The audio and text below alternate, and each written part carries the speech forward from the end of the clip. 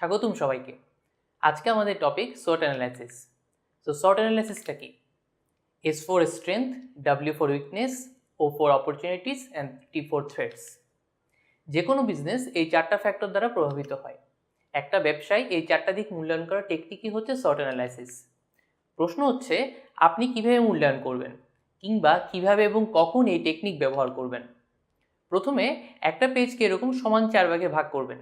এক এক ঘরে S, W, O, T বা স্ট্রেংথ, উইকনেস, অপরচুনিটি, থ্রেট এই চারটা পয়েন্ট বসাবেন। এরপর এক এক ঘরে এই পয়েন্টগুলোর আন্ডারে আরেকটু বিস্তারিত লিখবেন। তো আপনি কিসে ভালো বা দক্ষ সেটাই হলো আপনার স্ট্রেংথ। কোন দিকটায় আপনার এখনও অনেক ইমপ্রুভ করার স্কোপ আছে সেটা হলো আপনার উইকনেস। কিভাবে আপনি গ্রো করতে পারবেন আরও বা কিভাবে নিজেদেরকে চেঞ্জ বা ইমপ্রুভ করতে পারবেন সেটা হলো আপনার অপরচুনিটিস। বা ইন্টারনালি বা এক্সটার্নালি কোন ঘটনা ঘটলে আপনি নেগেটিভলি এফেক্টেড হতে পারেন সেটা হলো আপনার থ্রেটস। সো আমরা যদি আরেকটু বিস্তারিত বলি এই চারটা পয়েন্ট নিয়ে তাহলে হচ্ছে আপনারা একটু বেটার বুঝতে পারবেন। তো প্রথমে হলো স্ট্রেংথ। আপনার কোম্পানি অথবা প্রোডাক্টের অবশ্যই কিছু স্ট্রং পয়েন্ট অথবা স্ট্রেংথ রয়েছে। আপনি নিশ্চয়ই চান আপনার এই স্ট্রেংথকে আরও শক্তিশালী করে তুলতে এবং সঠিকভাবে এর ব্যবহার করতে। যেমন মার্কেট প্লেসে কোনো একটা প্রোডাক্ট সুপরিচিত, যেমন লাক্স, এটা কিন্তু তাদের স্ট্রেংথ। আবার কারো সাপ্লাই চেইন সারা দেশে কিন্তু খুবই ভালো, যেমন প্রাণ কিংবা বিকাশ, এটাও কিন্তু তাদের স্ট্রেংথ। কিংবা ছোট ব্যবসার ক্ষেত্রে কাস্টমাররা তাদেরকে খুবই ক্রেডিবল ভাবে, সেটাও কিন্তু তাদের স্ট্রেংথ। বা কেউ খুব অল্প দামে প্রোডাক্ট সোর্সিং করে আনতে পারে, সেটাও তাদের স্ট্রেংথ হতে পারে। সো আপনি যখন আপনার স্ট্রেংথ আইডেন্টিফাই করতে পারবেন তখন আপনি তা ব্যবহার করে আরও শক্তিশালী হয়ে উঠতে পারবেন। এবার হলো উইকনেস। সো আপনার যেমন স্ট্রং পয়েন্ট আছে ঠিক তেমনি কিন্তু উইক পয়েন্টও আছে। যেমন কোনো প্রোডাক্ট বা সার্ভিসেস কম্পিটিটর অনেক বড়, যেমন বিকাশ বা নগদের যে হিউজ মার্কেট শেয়ার আছে এটা কিন্তু রকেটের জন্য কিন্তু একটা উইকনেস। আবার কারো কোনো ডিস্ট্রিবিউশন নেটওয়ার্ক অত স্ট্রং না, সেটাও কিন্তু একটা উইকনেস হতে পারে। বা কোনো সার্ভিসের নামে বাজারে দুর্নাম আছে যে তারা ঠিক টাইমে প্রোডাক্ট ডেলিভারি দেয় না, যেমন ইভ্যালি, সেটাও কিন্তু তাদের উইকনেস। বা একটা ম্যানুফ্যাকচারিং সেন্টারের উপর কেউ ওভার ডিপেন্ডেন্ট, যেমন চীনের উপর আমাদের এখানে অনেকগুলো কোম্পানি ওভার ডিপেন্ডেন্ট। যখন করোনা হয়েছে সেটা কিন্তু ইফেক্ট কিন্তু তারা বুঝতে পেরেছে। সো এই ওভার ডিপেন্ডেন্সিটা কিন্তু একটা উইকনেস।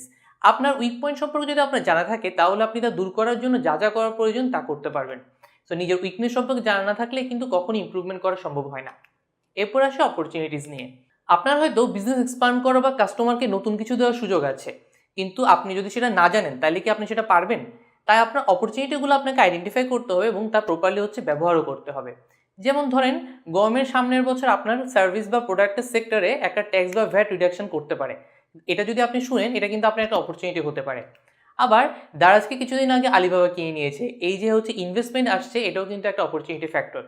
কিংবা নতুন শহরে আপনি একটা নতুন ব্রাঞ্চের কথা চিন্তা করছেন, এটাও একটা অপরচুনিটি ফ্যাক্টর হতে পারে। আবার যেমন পদ্মা সেতু হলে 5 বছর পর ঢাকার সাথে দক্ষিণাঞ্চল ব্যবসা বাণিজ্য কিন্তু বাড়বে, এটাও কিন্তু অনেক বিজনেসের জন্য একটা অপরচুনিটি ফ্যাক্টর হতে পারে। এবার আসে থ্রেটস নিয়ে। একটা বিজনেসের অনেক ধরনের থ্রেটস থাকে, যেমন কম্পিটিটর্স, নিউ এন্ট্রান্টস অর কপিয়ার্স, এরকম। তো যেমন অ্যাপেল রিসেন্টলি তাদের সার্চ ইঞ্জিন বানানোর ঘোষণা দিয়েছে, এটা কিন্তু গুগলের জন্য একটা থ্রেট ফ্যাক্টর হতে পারে। বা একটু আগে পদ্মা সেতুর কথা বলছিলাম, এই সেতু হয়ে গেলে ওই এলাকার নৌ পরিবহন ব্যবসায় কিন্তু একটা মন্দাভাব আসতে পারে, যেমন মাঝিদের নৌকায় লোক কম উঠবে অথবা ফেরিঘাটেও লোক কম আসতে পারে। সো এটাও কিন্তু তাদের জন্য একটা থ্রেট হতে পারে। সো আপনাকে শুরুতেই এইসব থ্রেটস আইডেন্টিফাই করে ফেলতে হবে যাতে পরবর্তীতে এগুলো আপনার জন্য কোনো সমস্যা সৃষ্টি করতে না পারে। যেমন আপনাদের হয়তো মনে আছে অ্যাপল যখন স্মার্টফোন আনলো প্রথম, তখন নোকিয়া প্রপার স্টেপ না নেওয়াতে তারা এখন ফোনের মার্কেটে প্রায় অচল। স্মার্টফোনের ওই থ্রেটটা তারা কিন্তু ঠিকমতো রিয়েলাইজ করতে পারেনি।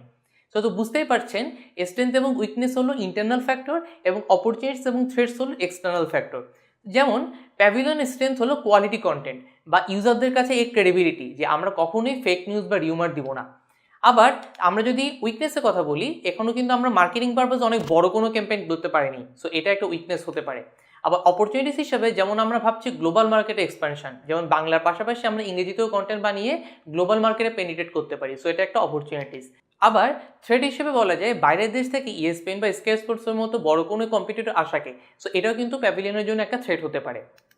তো এভাবে SWOT অ্যানালাইসিস করে আপনি আপনার বিজনেসের ইন্টারনাল এবং এক্সটার্নাল ফ্যাক্টরগুলো অ্যানালাইসিস করতে পারবেন।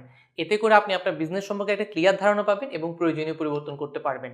আপনি আপনার স্ট্রেংথগুলোকে আরও এক্সপ্লয়েট করতে পারবেন, আপনার উইকনেসগুলোকে ওভারকাম করতে পারবেন, আপনার অপরচুনিটিগুলো গ্র্যাব করতে পারবেন এবং আপনার থ্রেটগুলোকে ডিফেন্ড করতে পারবেন। আরেকটু বিস্তারিতভাবে বললে আপনার বিজনেসে যেসব উইকনেস রয়েছে সেগুলো যদি চিহ্নিত করা যায়, সেগুলো দূর করার জন্য আপনি স্টেপ নিতে পারবেন। এতে করে আপনার বিজনেস হচ্ছে যে হেল্পফুল হবে।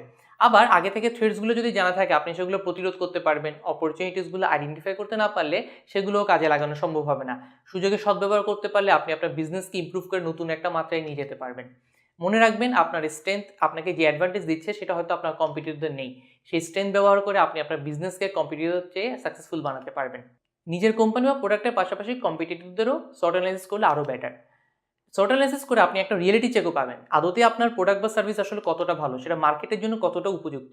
SWOT অ্যানালাইসিস করে আপনি যখন আপনার বিজনেস সম্পর্কে আরও ক্লিয়ার আইডিয়া পেলেন, তখন আপনি অ্যাকুরেটলি গোলস ডিফাইন করতে পারবেন। এই গোল যদি ক্লিয়ারলি ডিফাইন করতে পারেন, সেটা অ্যাচিভ করার জন্য আপনি সঠিক স্ট্র্যাটেজিও নিতে পারবেন। Happy learning.